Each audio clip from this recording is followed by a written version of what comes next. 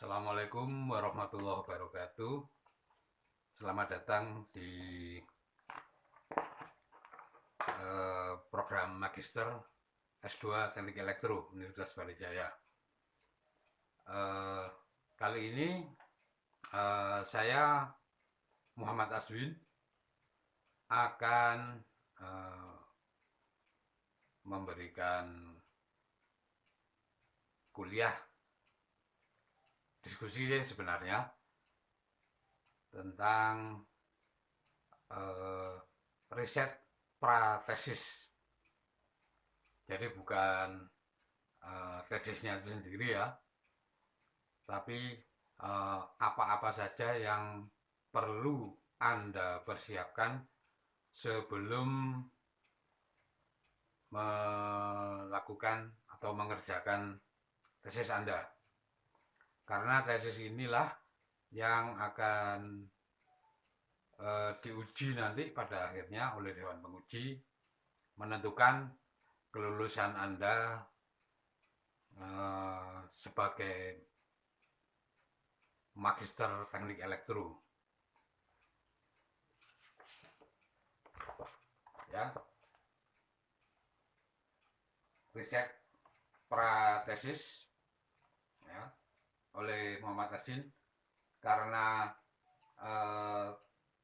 kondisi sekarang yang tidak memungkinkan untuk bertemu muka, maka saya akan memberikan atau diskusi ini kita lakukan melalui video. Mohon maaf karena keterbatasan saya.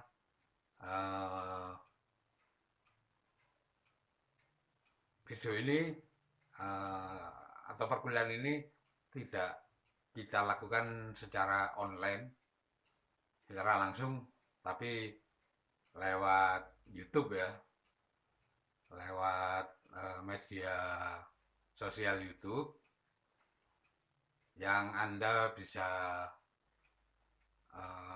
menontonnya nanti berkali-kali. Kemudian kalau ada pertanyaan-pertanyaan maupun Anda ingin lebih jelas lagi, Anda bisa bertanya langsung kepada saya. Tapi sekarang masih belum boleh ketemu ya. Jadi tanyanya boleh lewat WA atau email, enggak apa-apa. Nanti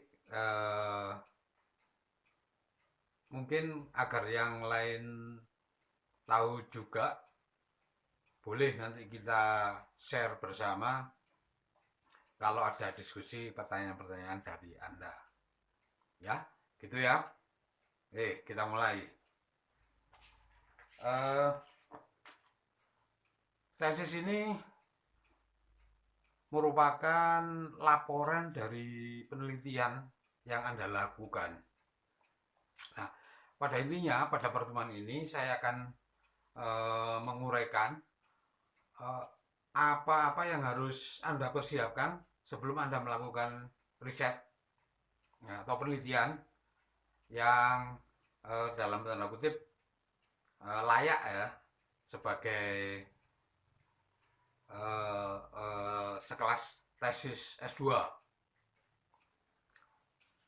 ya. Jadi persiapan mulai dari kosong, tidak ada apa-apa, kemudian melakukan tahapan-tahapan yang akan saya jelaskan ini, dan yang tidak kalah penting nanti adalah menulisnya, karena dari tulisan Anda lah yang akan dinilai oleh nanti Dewan Penguji yang akan menguji Anda. Ya, secara garis besar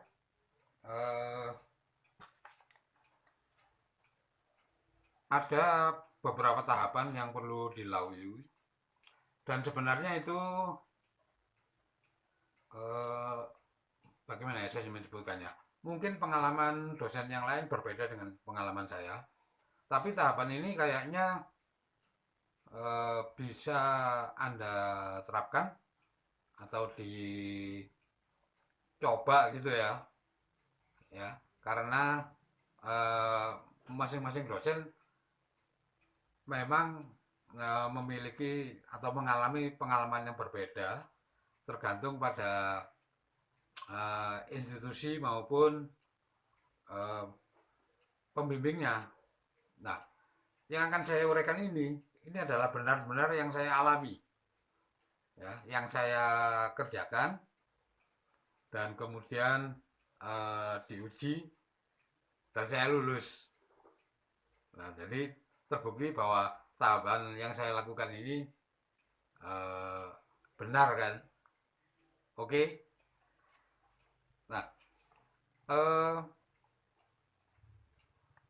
langkah yang paling awal dalam melakukan penelitian, terutama penelitian yang wajib seperti ini ya, tesis itu kan wajib, demikian juga skripsi yang pasti sudah Anda lalui di S1, lalu tesis, dan nanti kalau Anda berminat ke S3 itu disertasi. Penelitiannya juga bersifat wajib. Ya. Nah, bagaimana mengawalinya? Nah, saya dulu mengawalinya dengan bertanya kepada diri saya sendiri, yaitu apa yang atau bidang apa yang paling saya kuasai. Ya, bidang teknik elektro ini kan luas. Ada teknik tenaga, ada teknik tenaga pun di dalamnya masih ada bidang-bidang lagi. Ada konversi energi, ada pembangkitan energi, ada transmisi energi, dan lain-lain ya. Lalu ada teknik kontrol, teknik elektronika, teknik telekomunikasi, dan teknik komputer, di mana masing-masing itu masih ada bidang-bidang yang lebih spesifik lagi. Nah, di antara sekian banyak bidang teknik elektro itu, kira-kira Anda harus memutuskan kira-kira apa yang paling Anda kuasai. Ya. Nah, setelah itu Anda pilih, tahapan berikutnya itu adalah pengadaan alatnya, baik hardware, software maupun alat ukur.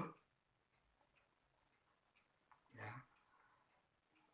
Kemudian dengan adanya alat ini, apa yang bisa diteliti? Nah, itu balik lagi ke apa yang kita kuasai, yang paling kita kuasai, maka kita sendiri yang harus memutuskan alat-alat ini mau diapakan. Ya, jadi kalau perlu, mungkin perlu terkadang perlu juga bantuan dari teman atau ahli gitu ya, seperti merangkai rangkaian tuh. Ya, saya yakin Anda sendiri bisa, tapi mungkin kalau nyodar gitu lebih rapi kalau yang memang ahlinya yang melakukan itu, ya kak. Nggak apa-apa, pada tahap ini kita mencari bantuan teman atau ahlinya, nggak apa-apa. Nah, yang menjadi yang ini, yang mungkin perlu juga didiskusikan dengan teman atau yang pernah berpengalaman gitu ya, apa yang bisa dilakukan terhadap alat itu gitu, sehingga bisa memunculkan data. Nah, data ini penting karena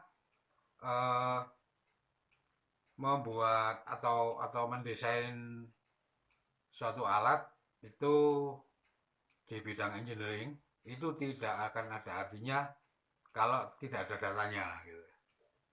Ya, jadi tahap berikutnya, kalau Anda sudah memutuskan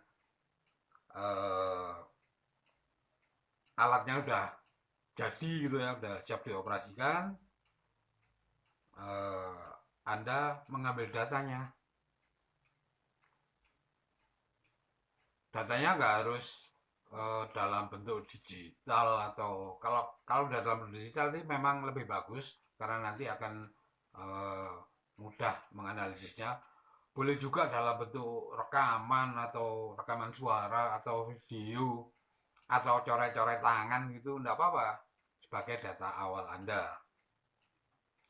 Nah, baru pada tahap berikutnya setelah data itu terkumpul, Anda bisa berkonsultasi mungkin dengan Kaprodi untuk memilihkan kira-kira siapakah oknum dosen yang eh, membimbing, yang sanggup membimbing permasalahan yang Anda teliti ini. Ya, itu ya. Jadi tahap pertama, pilih bidang yang paling Anda kuasai, lalu pengadaan alatnya buat menjadi sistem, lalu ambil datanya, dan lalu konsultasikan itu data-data Anda, apa yang Anda kerjakan tadi dengan Kaprodi untuk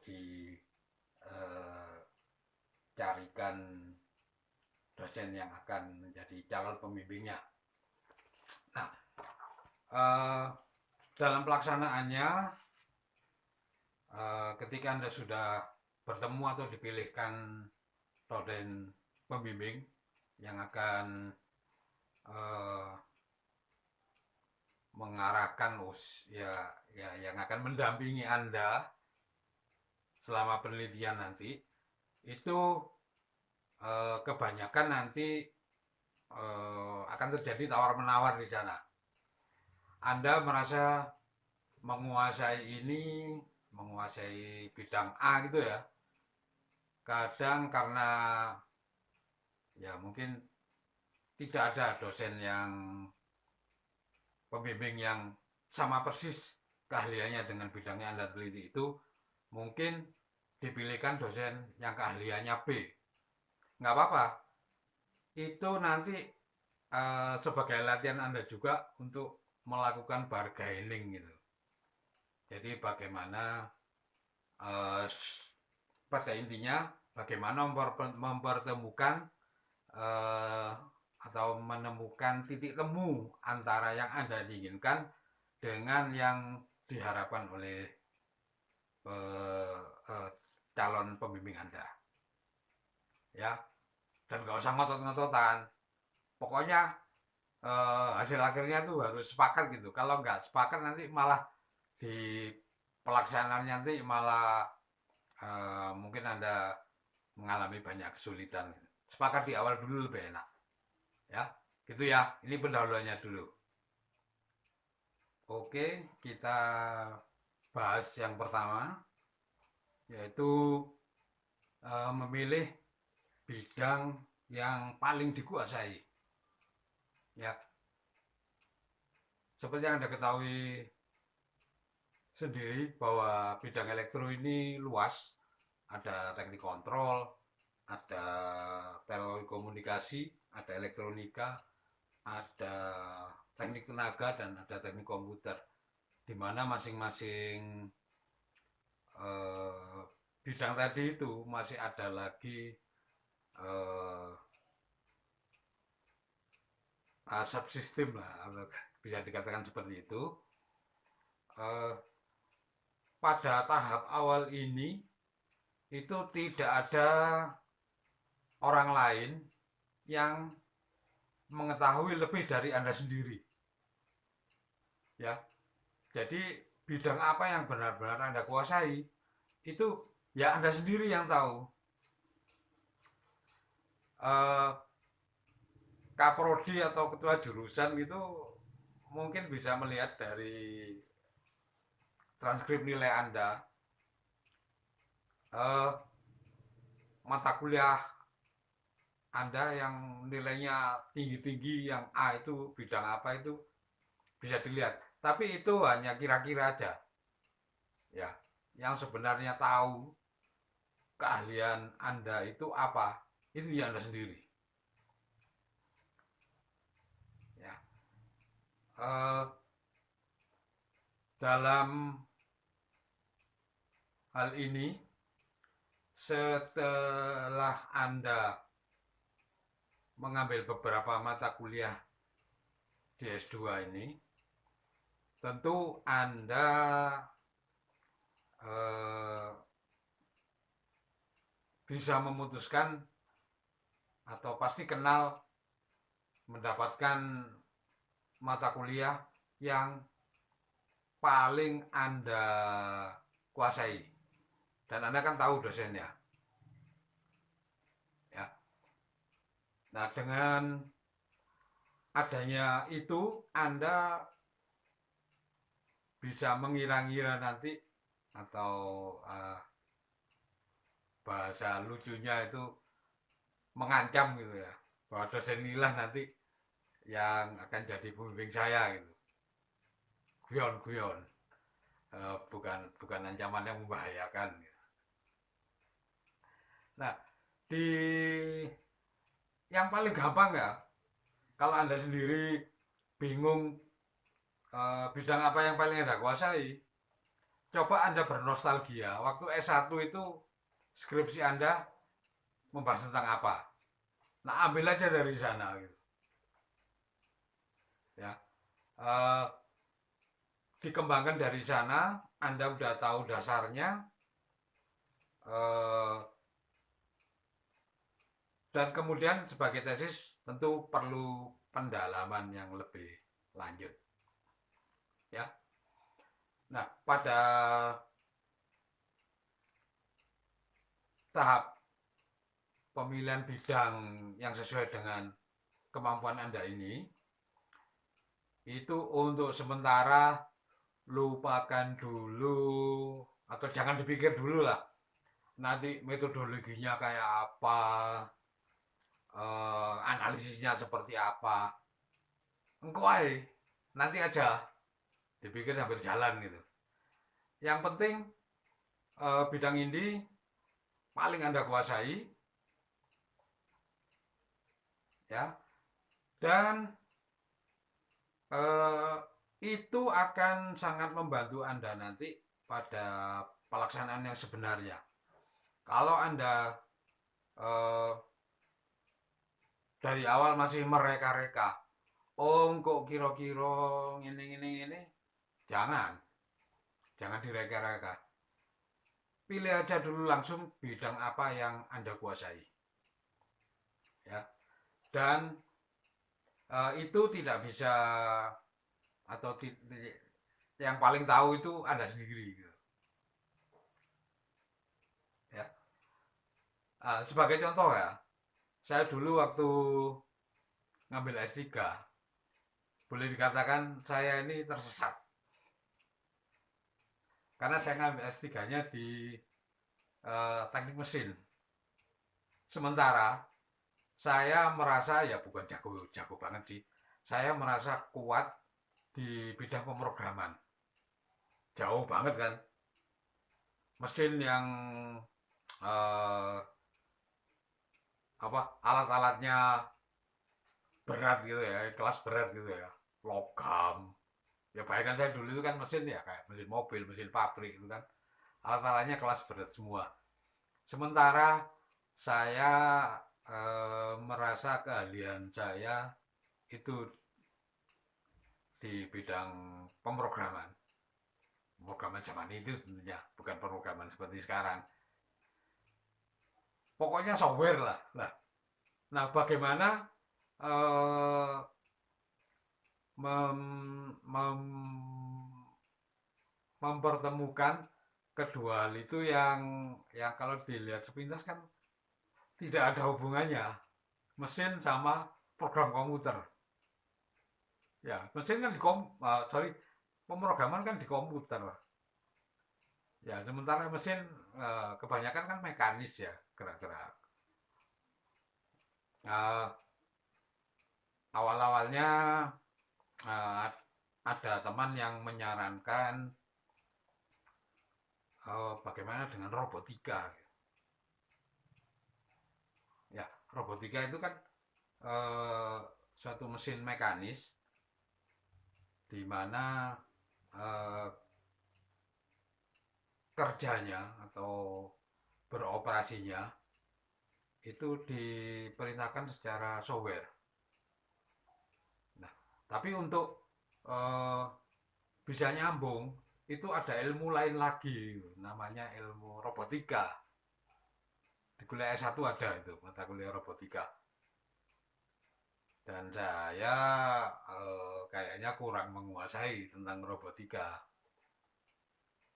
Ya, saya pikir-pikir lagi, kalau robotika mungkin terlalu berat buat saya, dan juga eh, pada pada waktu saya melakukan penelitian disertasi saya itu, eh, robot itu sudah banyak aplikasinya gitu, di pabrik-pabrik, ya di video-video YouTube itu banyak contohnya bagaimana robot melakukan gerakan yang rutin, robot di pabrik mobil gitu misalkan ya, gerakannya rutin, ngelas sana, memindahkan komponen dari satu tempat ke tempat lain secara otomatis gitu ya. Nah itu eh, robot apa gitu, atau kira-kira bagaimana memprogram robot gitu ya. Nah, akhirnya saya memutuskan tidak mengambil itu, yang lunak-lunak saja lah gitu. Dimana eh, saya kalaupun memerlukan mempelajari lebih lanjut, itu jangan yang sulit-sulit lah gitu. Akhirnya setelah saya pikir-pikir, eh, mungkin yang cocok dengan saya sambil baca-baca referensi juga sih, itu adalah deteksi gangguan pada sistem permesinan. Ya, deteksi gangguan itu banyak sekali macamnya. Tentu ada sensor-sensor yang mendeteksi gangguan itu. Kemudian untuk menentukan gangguan itu apa, sinyal yang dihasilkan oleh sensor tadi itu dianalisis dengan metode tertentu. Ting, nah ini kayaknya cocok dengan saya. Gitu. Akhirnya saya memutuskan disertasi saya putuskan mengambil seperti itu. Jadi ada, meskipun saya punya uh, ya ya ya keahlian lah di bidang pemrograman, masih nyambung gitu ke permesinan.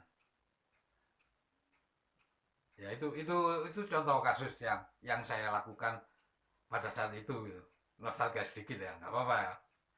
Nah, Anda bisa mungkin permasalahan yang Anda hadapi nggak sama persis seperti itu, tapi bisa Anda mengambil pelajaran di sana, di mana uh, kira-kira yang ngono iku loh, ya kira-kira.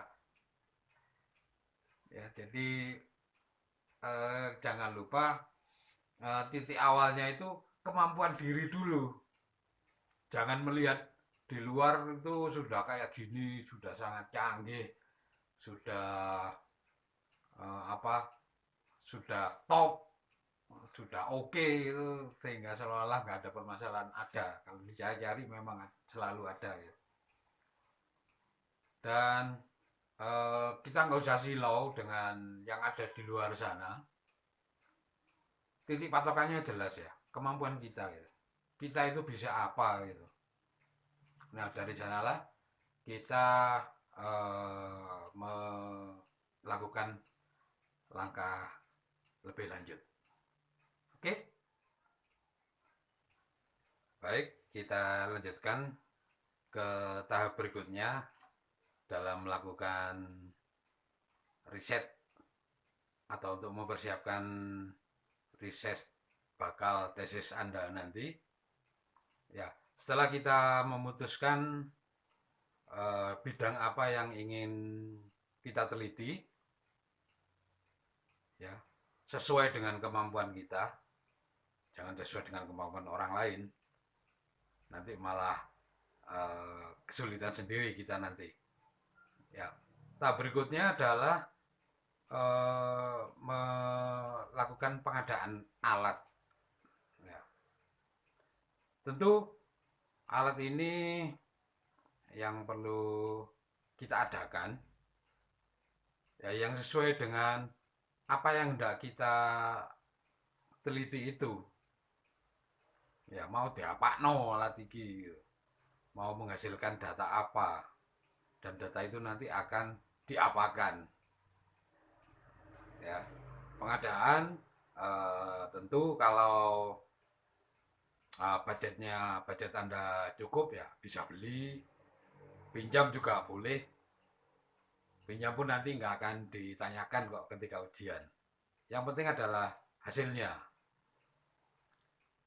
Ya, bahkan uh, bisa jadi menurut keperluan Anda mungkin aja bisa suatu simulasi dalam bentuk software gitu nggak apa-apa, yang penting bisa atau ada diambil datanya nanti gitu yang akan dilakukan analisis.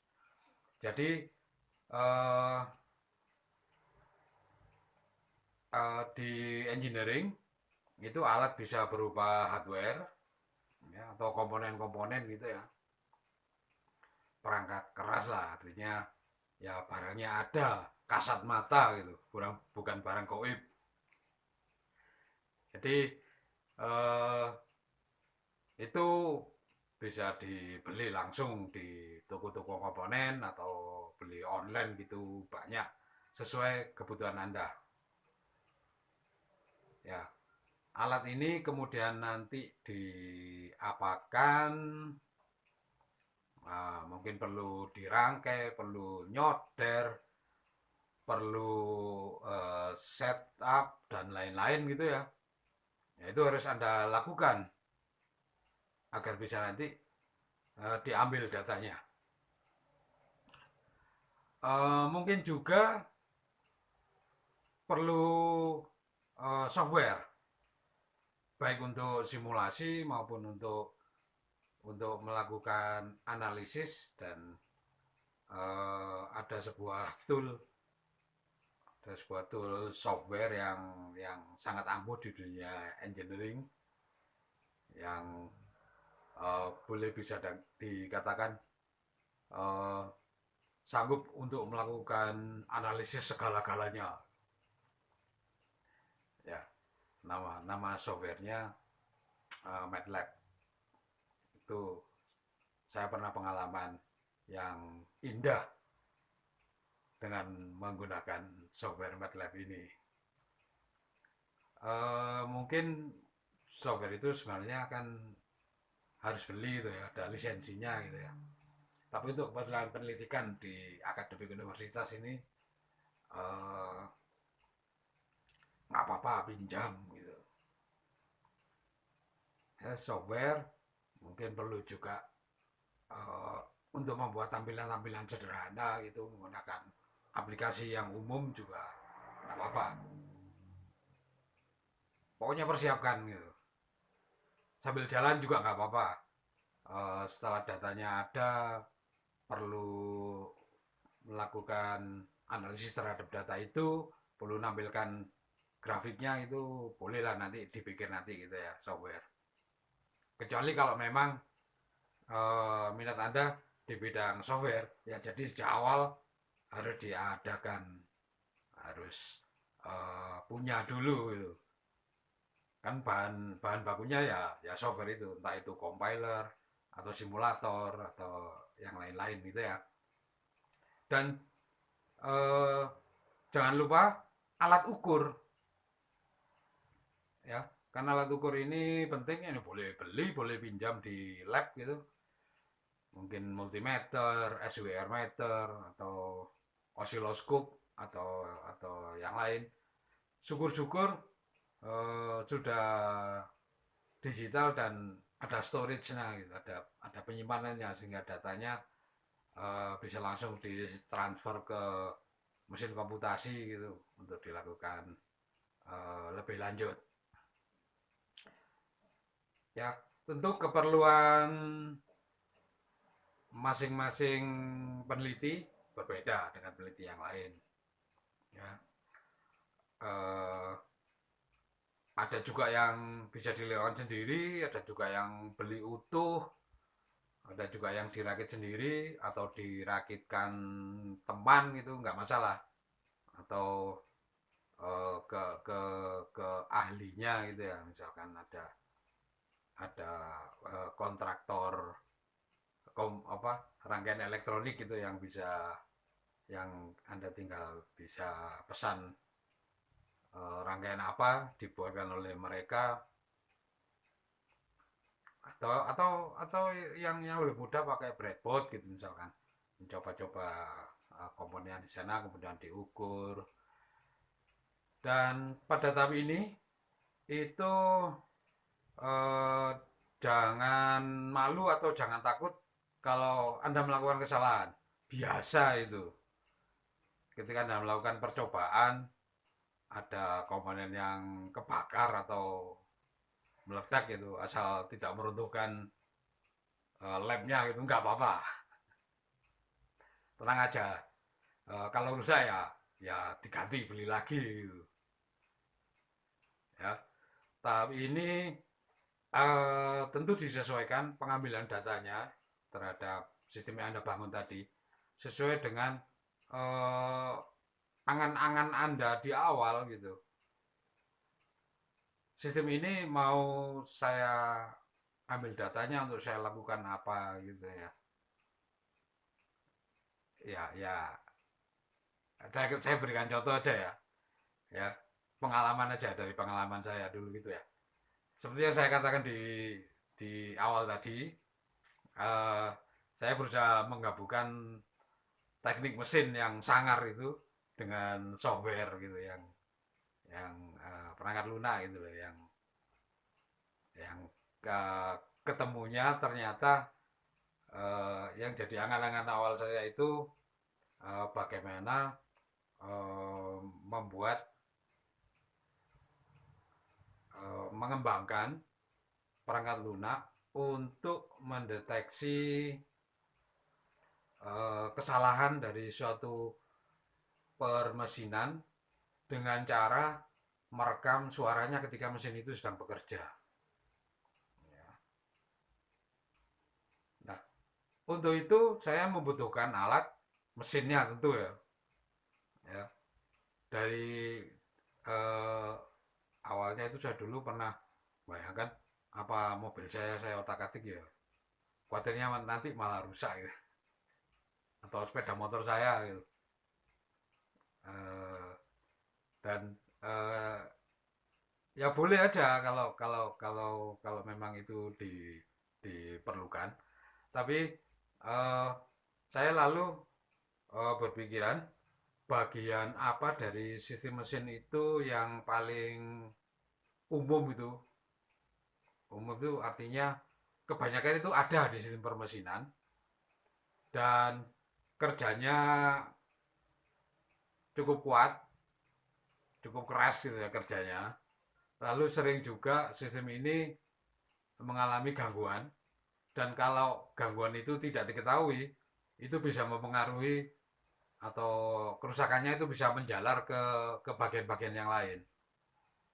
Ya diskusi dengan teman, baca referensi, ketemu bagian itu namanya bantalan gelinding gitu. Eh, eh, Kalau zaman saya kecil, zaman zaman saya muda dulu itu namanya laker gitu. Mungkin dari bahasa Belanda itu ya. Ya, yang ada dua lapisan lapisan ring besi, di dalamnya ada bola-bola besi itu yang biasanya digunakan sebagai pengurang gesekan pada sistem yang berputar. Ya, coba kalau Anda amati di motor Anda, di mobil Anda, yang paling gampang itu di rodanya. Rodanya kan putar. Itu di dalamnya pasti ada bantalan gelinding itu. Nah, eh, pernah nggak ngalami bantalan gelinding di roda sepeda motor Anda itu rusak gitu, apa yang terjadi? Ya kan seperti ada muncul suara-suara yang aneh gitu ya, enggak, tidak seperti biasanya suara itu muncul. Eh, Mungkin mencicit itu karena adanya pemaksaan gesekan. Ya, kerusakan pada bantalan dinding tadi itu mengakibatkan adanya gesekan yang terpaksa, yang kalau dibiarkan ya bisa hancur semuanya gitu. Ya, kerusakannya akan lebih fatal. Nah, ini perlu dideteksi lebih awal untuk mengetahui kerusakannya. Ya. Nah, ciri kerusakan yang umum ketika berputar itu suaranya beda gitu. Maka saya akan berusaha memutuskan bahwa sepertinya dengan mendeteksi suaranya itu kita bisa mengetahui kondisi bantalan itu normal, rusak, ya agak rusak gitu, setengah rusak, atau hampir hancur gitu. Sepertinya bisa deteksi dari sana. Ya, nah maka eh, dari informasi dan kira-kira yang saya lakukan seperti itu, saya membuat sebuah alat, ya, alat uji untuk mengetahui tingkat kerusakan dari bantalan gending tadi. Jadi harus ada poros yang bisa diputar, ya, untuk bisa memutar bantalan gelinding tadi. Uh, Umumnya bantalan gelinding itu kan rusaknya lama ya, tidak hari ini dipakai lalu besok rusak gitu. Ya kalau seperti gitu keadaannya malah gak laku. Ya rusaknya kan eh, ya bulanan gitu ya, atau tahunan malah gitu. Tergantung pemakaian juga ya. Nah, kalau kalau hanya diputar saja dari keadaan normal nunggu sampai rusak itu, jangan-jangan nanti 10 tahun kan nggak selesai-selesai di setelah saya gitu. Makanya saya melakukan perusakan dengan sengaja gitu untuk mengetahui tingkat kerusakannya. Atau eh, ya saya milih beberapa jenis bantalan gending dengan kondisi yang berbeda-beda. Ya, jadi ada yang normal, ada yang rusak, ada yang rusak banget, ada yang mau hancur. Semuanya akan saya putar untuk saya rekam suaranya gitu. Ya perekamnya ya alhamdulillah kan kebanyakan perangkat telepon seluler kita itu kan sudah dilengkapi dengan perekam suara ya, dan hasil rekamannya sudah dalam bentuk digital lagi ya. Nah cuma masalahnya uh, untuk bisa mengetahui informasi kerusakan itu, saya kan harus memutar masing-masing atau merekam suara dari masing-masing masing-masing bantalan gelinding tadi yang berbeda-beda kondisi kerusakannya, ya, direkam suaranya, lalu di dalam tanda kutip dilihat rekamannya tadi itu seperti apa. Ya, dari sanalah nanti saya waktu itu belum memikirkan bagaimana metodologinya membedakan sinyal suara yang saya dapat ini. Saya pikir nanti aja, yang penting saya dapat datanya. Itu dari kuping kan, dari telinga kan udah beda gitu suaranya, yang normal, yang agak rusak, yang rusak banget itu beda. Diputar dengan frekuensi yang sama dengan kecepatan perputaran RPM yang sama itu menghasilkan suara yang berbeda-beda. Ya, alat-alat itu yang saya butuhkan. Nah, membuat alat itu eh, di pasaran tidak ada. Jadi di toko itu beli nggak ada. Di lab juga tidak tersedia. Maka saya membuatnya. Nah, membuat rig itu kan harus dengan yang kokoh gitu, harus melakukan pengelasan, dan alhamdulillah saya nggak bisa ngelas. Yang apa? Saya membayar seseorang itu untuk membuat alat itu. Jadi saya buat gambarnya, rig pengujian bantalan gending tadi seperti ini, ukurannya sekian, butuh besi sekian banyak, lalu dilas pada bagian yang tertentu, dan seterusnya.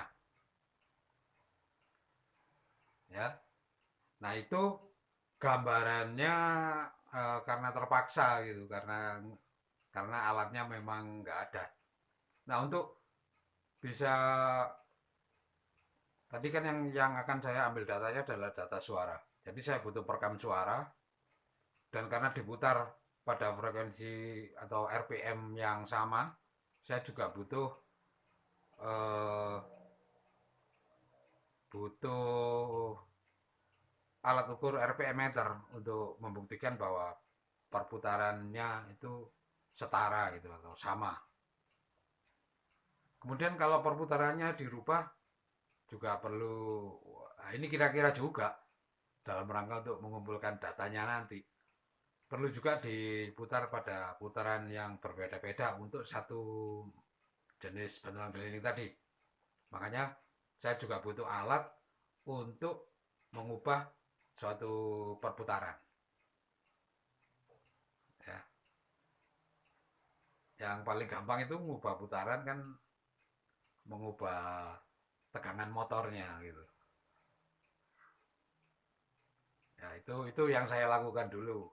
Pengalaman dari angan-angan lalu jadi sebuah alat yang bisa diambil datanya, dan alat itu sesuai dengan angan-angan penelitian saya nanti gitu ya. Ya, semua hal nyata kan memang berawal dari angan-angan. Ya, ya gitu ya. Coba gitu. Jadi adakan alat, lalu nanti akan saya jelaskan eh, data apa yang perlu kita kumpulkan dan seberapa banyak datanya. Pokoknya intinya datanya itu makin banyak makin bagus. Jangan sampai kurang gitu. Kalau kurang malah malah malah apa? Malah kesulitan kita. Lebih baik datanya kelebihan gitu. Kalau kelebihan kan ya nggak dipakai, tinggal nggak dipakai aja. Kalau kekurangan, ya kalau alat kita masih normal bekerjanya. Kalau udah rusak gimana? Ya, gitu ya. Jadi adakan alatnya, boleh beli, boleh bikin, boleh pinjam, ya nggak apa-apa. Nanti yang terpenting itu data yang dihasilkan dari alat itu. Ya, oke. Ya, kita lanjutkan lagi. Eh, Secara umum pengambilan data itu memerlukan ya keahlian tersendiri ya. Jadi jangan sampai eh, data yang kita ambil itu nanti dari eh, peralatan yang sudah kita persiapkan sebelumnya itu menjadi sia-sia ya. Tapi pada prinsipnya eh, data itu nanti eh, kalau kita sudah fokus dari awal tidak melakukan apa, data itu nanti akan selalu bisa kita arahkan sesuai dengan kebutuhan kita. ya. Secara prinsip mengambil data yang bagus itu data yang banyak.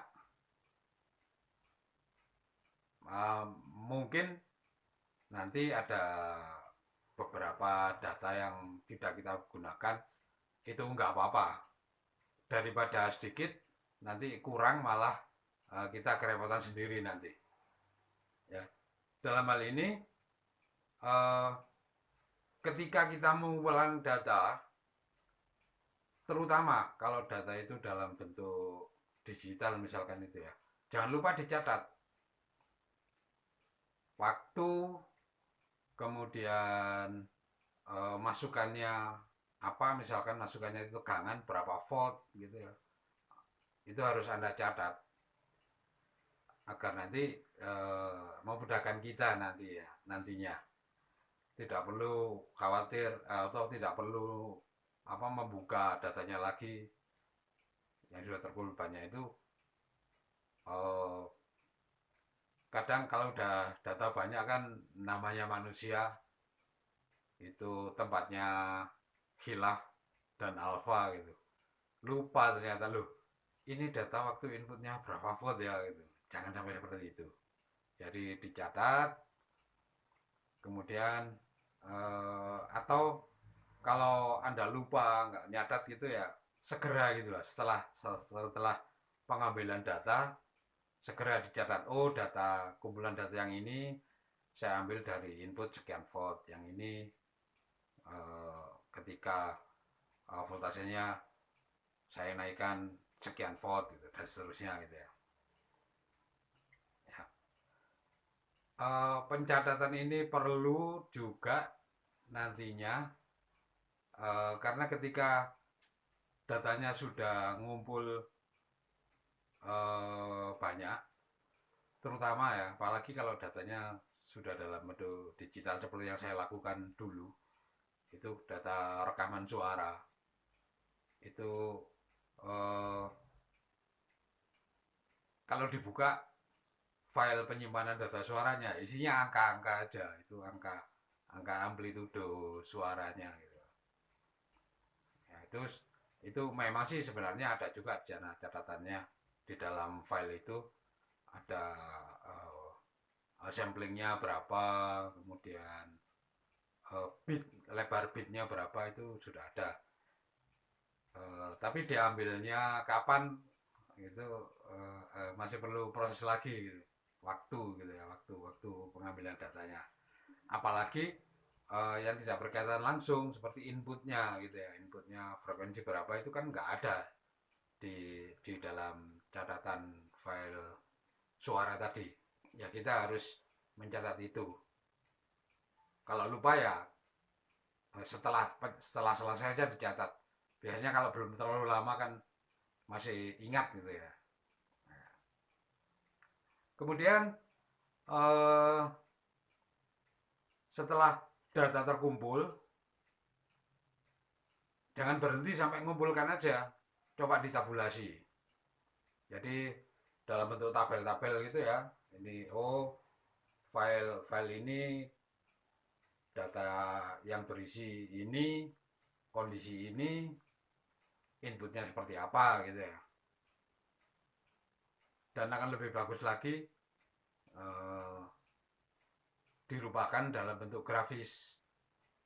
Gampang kok, pakai Excel itu misalkan, bisa dengan cepat membuat grafiknya, atau langsung pakai MATLAB gitu, bisa ditampilkan secara grafis ya.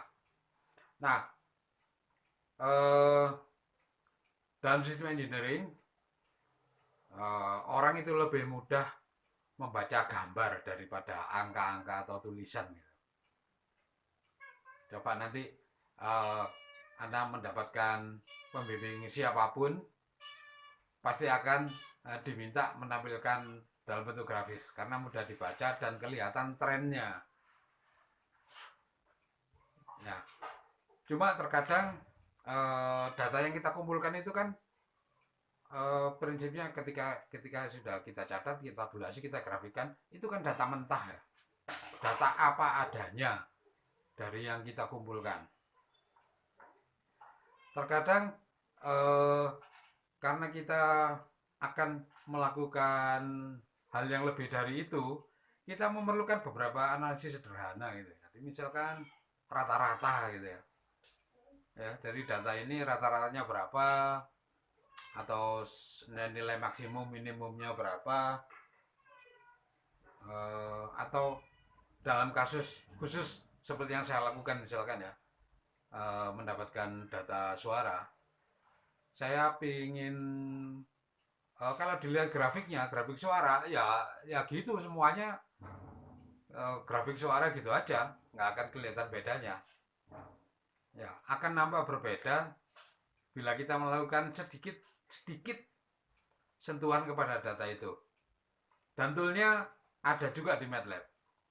Dulu saya melakukan yang namanya FFT, Fast Fourier Transform. Itu fungsinya adalah untuk menampilkan kandungan frekuensi data suara rekaman saya tadi. Nah dari sana akan lebih nampak perbedaan dari masing-masing kumpulan data tadi. Suara yang ditimbulkan dari alat uji saya yang normal dengan yang setengah rusak dengan yang rusak banget, itu akan kelihatan frekuensinya, perbedaannya. Nah itu bisa dianalogikan dari kejadian sehari-hari ya, misalkan seperti contoh yang saya sebut di awal tadi, contoh lakar bantalan grinding dari yang ada di as roda sepeda motor Anda, itu kalau normal sama rusak, ketika motornya jalan, itu suara yang ditimbulkan dari perputaran as roda tadi itu beda. Nah kalau orang awam itu ngomongnya bedanya dari apanya, itu ya pokoknya di kuping beda, di telinga suaranya tidak sama gitu.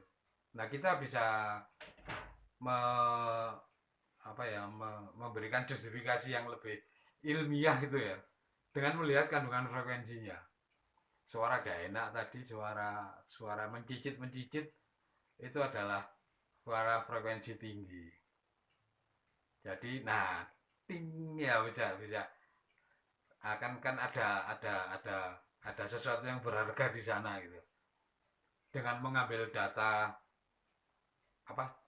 dengan sedikit melakukan sentuhan terhadap data tadi, kita bisa tahu perbedaan awal dari beberapa data yang kita ambil tadi itu. Ya, bedanya ini loh, satu frekuensinya ada menggerombol di frekuensi bawah, satunya lagi yang rusak tadi itu gerombolan frekuensinya ada di frekuensi yang lebih tinggi di skala skala skala amplitudo atau power, dan skala mendatarnya itu frekuensi. Nah ini kita sudah selangkah lebih maju dalam mengenali data kita. Nah perkara nanti data itu berlebih nggak apa-apa, yang tidak diperlukan ya nggak usah disebut-sebut, nggak usah dibahas, biar aja terpendam di harddisk kita. Nah yang menjadi konsen kita itu data yang benar-benar mengarahkan atau bermanfaat bagi penelitian kita nanti. Ya, gitu ya. Jadi mengambil data itu makin banyak makin bagus. Kalau kurang malah nanti bisa menyusahkan. Nah, kemudian data tadi kita rupakan dalam bentuk tabulasi atau grafik, lalu lakukan analisis sederhana aja dengan tool yang umum juga, misalnya pakai FFT,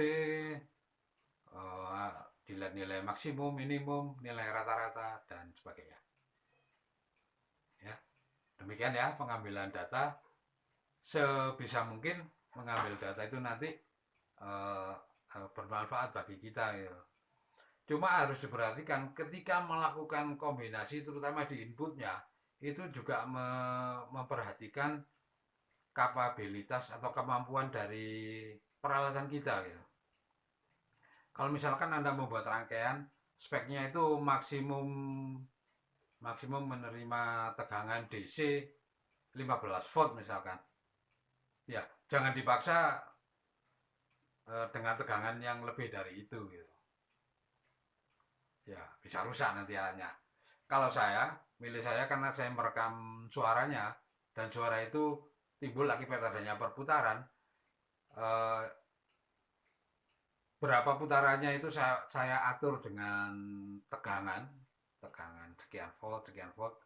Nah itu eh, saya juga harus memperhatikan kapasitas atau kemampuan alat alat uji saya. Kalau saya beri tegangan, kalau tegangannya tinggi sekali itu kan putarannya makin tinggi. Jangan sampai nanti uh, sorry, tegangannya ketinggian sehingga putarannya itu malah malah menimbulkan apa getaran yang tidak kita inginkan gitu. Jadi oh ya, kemudian lagi pengambilan data satu dengan data yang lain itu sebisa mungkin hasilnya itu bisa dibedakan dengan jelas. Ya, kalau misalkan alat uji Anda itu perputarannya atau perubahan tegangannya itu ketara hasilnya kalau dalam step per 5 volt misalkan, ya lakukan itu gitu. Kalau kurang dari itu perbedaan data satu dengan data lainnya tidak terlalu kentara, ya agak sia-sia lah gitu, pengambilan datanya. Pokoknya yang penting hasilnya data tadi itu uh, bisa dibedakan dengan jelas dan sesuai dengan spek peralatan kita. Ya, oke. Terakhir yang harus Anda lakukan sebelum melakukan atau mengerjakan tesis Anda itu adalah konsultasi. Nah, kalau tahap satu memilih bidang yang benar-benar Anda kuasai, lalu tahap 2 mempersiapkan alatnya, yang tahap ketiga mengumpulkan data, itu semua bisa Anda lakukan secara mandiri, artinya terserah Anda sendiri yang memutuskan dengan beberapa tips yang saya berikan di awal-awal video tadi. Nah, pada tahap keempat ini Anda harus berkonsultasi yang pertama tentu dengan Kaprodi Magister. Anda harus mengkomunikasikan dengan jelas apa yang sudah Anda lakukan, kemudian apa yang ingin Anda kerjakan. Nanti Kaprodi akan menentukan dosen dengan keahlian apa yang cocok menjadi pembimbing Anda. Nanti ada 2 dosen pembimbing biasanya untuk mahasiswa S2. Nah, pada tahap ini tentunya Anda tidak bisa sekehendak Anda seperti yang Anda lakukan di tahap sebelumnya, karena Anda harus mulai menyesuaikan dengan kemauan orang lain. Dalam hal ini adalah pembimbing Anda. Tapi yakinlah bahwa siapapun dosen yang ditugaskan untuk pembimbing Anda itu tidak ada yang memiliki niat untuk mempersulit Anda. Ya, benar itu. Semua dosen pasti ingin studi Anda lancar, penelitian Anda tanpa kendala, dan Anda lulus dengan sukses. Ya, nggak ada itu kalau isu-isu dosen mempersulit atau menelantarkan mahasiswa itu nggak ada itu. Ya, percaya warek, ya, gitu. Nah, yang harus Anda komunikasikan dengan calon pembimbing atau kalau sudah fix pembimbing Anda, itu adalah permasalahan yang ingin Anda teliti itu apa. Kemudian jelaskan apa yang sudah Anda lakukan,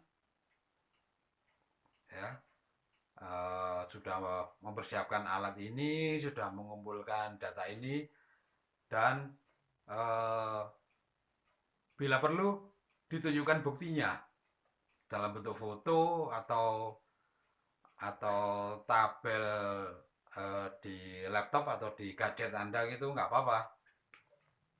Pak, saya sudah melakukan ini, saya ingin membuat tesis dengan topik ini. Nah, nanti uh, pembimbing akan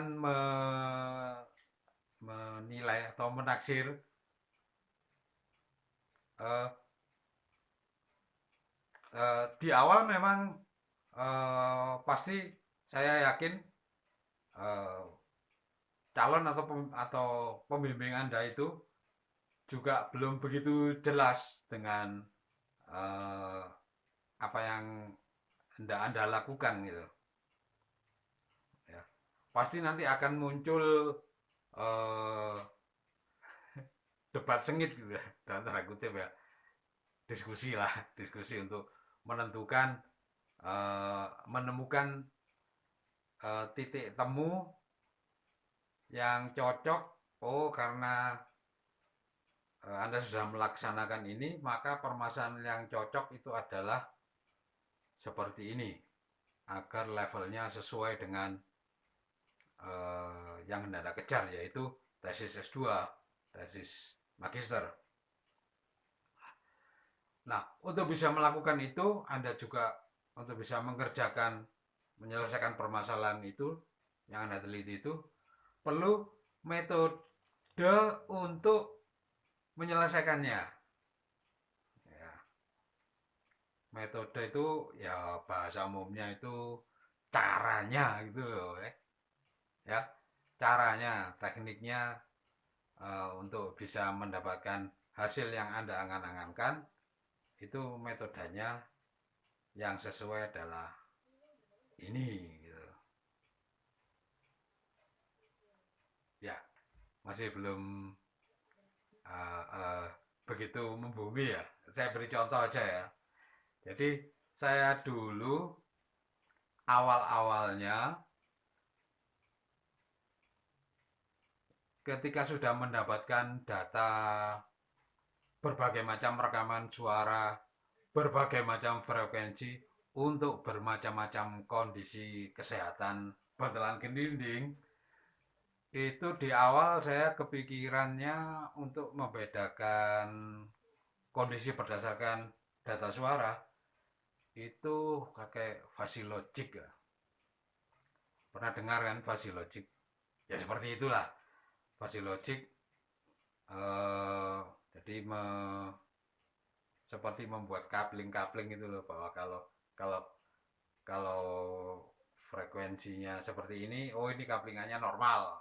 Nah, kalau seperti ini frekuensinya, oh ini agak rusak ini. Kalau frekuensinya lain lagi, oh ini menjelang jebol ya. Nah, itu di angan-angan saya di awal gitu, Fuzzylogic yang cocok sepertinya. Ya, jadi saya menguraikan itu ke pembimbing saya bahwa saya menginginkan analisisnya menggunakan Fuzzylogic untuk memberikan kesimpulan tentang level kerusakan yang saya teliti. Nah, ini ternyata nggak dirasa oleh pembimbing saya mungkin kurang apa ya, kurang kurang cocok untuk level S3.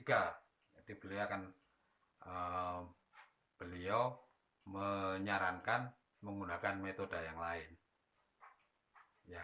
Dan saya sebagai yang dibimbing ya legowo aja, meskipun metode yang ditawarkan oleh pembimbing waktu itu tidak terbersit di pikiran saya di awal, tapi pembimbing saya memberikan referensi bahwa metode semacam itu bisa dibaca di buku ini, bisa dilihat eh, di jurnalnya Pak A, Pak B, Pak C gitu ya.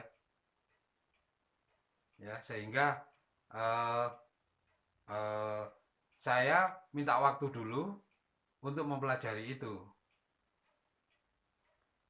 Tapi saya pada waktu itu sudah berkeyakinan bahwa eh, metode yang ditawarkan oleh pembimbing saya itu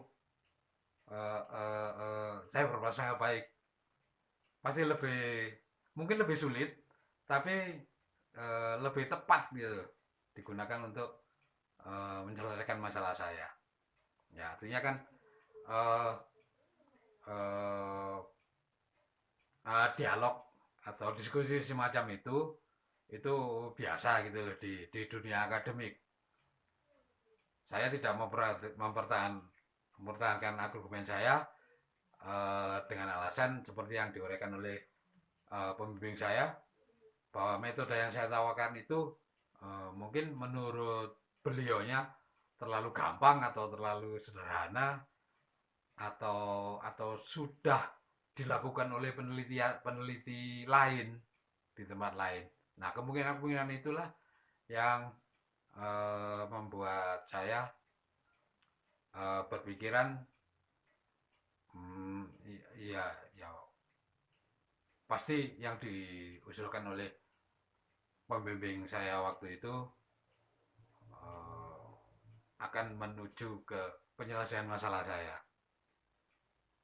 Ya saya kan juga kepingin lulus. Kalau saya ngotot mempertahankan argumen saya, terus saya nggak diluluskan gimana? Tidak diizinkan untuk sidang. Ya kan saya eh, namanya kalau seperti itu kan mempersulit diri sendiri. Ya gitu ya. Jadi eh, setelah metodologinya ketemu, eh, lalu buat juga hipotesa. Hipotesa itu ya kalau bahasa sehari-harinya itu kira-kiranya, kira-kira itu hasilnya seperti ini. Hasil itu eh, bisa benar ya, benar sementara, bisa salah, atau benar final gitu. Nggak apa-apa itu kemungkinannya. Oh namanya hipotesis nanti kan harus dibuktikan eh, dengan metodologi kita. Gitu. Di awal jangan berharap dulu bahwa penelitiannya nanti itu pasti sukses gitu. Tapi berusahalah uh, mengarahkan penelitian kita ini menuju ke hasil yang kita inginkan. Gitu. Hasil yang kita inginkan kan berhasil, sukses. Ya, ya jadi tanpa jadi semacam gini loh. Metodologi itu caranya, hipotesis itu kira-kira hasilnya seperti apa nanti. Ya, dan eh, ketika konsultasi itu jangan malu gitu, jangan jangan sungkan untuk mengeluarkan argumentasi Anda, karena argumentasi itu kadang memang perlu untuk menggali sebenarnya yang yang diinginkan oleh peneliti ini apa gitu. Karena pembimbing kan eh, biasanya yang nggak dibimbing bukan hanya satu mahasiswa, ada banyak mahasiswa gitu. Kadang eh, bercampur dengan permasalahan dari bimbingannya yang yang dahulu yang S1, S2, S3 ya agar lebih fokus gitu loh. Perlu diskusi, perlu eh, mungkin adu argumentasi juga nggak apa-apa. Eh, yang penting semua itu mengarah ke keberhasilan penelitian Anda untuk menjadi tesis nantinya yang akan diuji. Ya, jadi gitu ya. Eh, dari saya ini lebih banyak cerita pengalaman pribadinya daripada struktur materi kuliahnya. Ya, saya sudah menjalankan itu. Buktinya saya lulus dan jadi dosen Anda sekarang ini. Ya, jadi secara ringkas eh,